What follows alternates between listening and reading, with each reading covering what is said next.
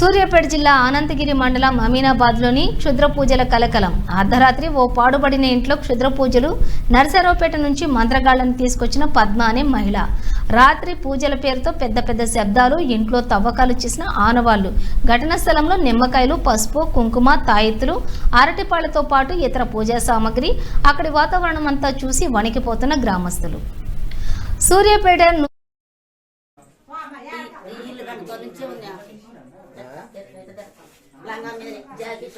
అంతేనా? ఇల్లు కడతాల నుంచే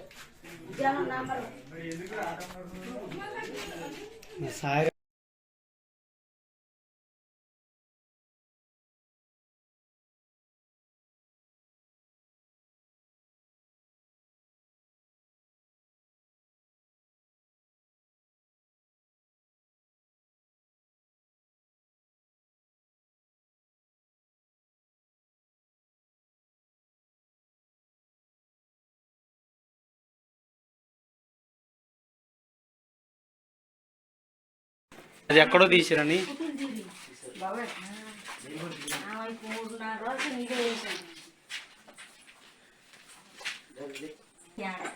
డౌట్ రాదు.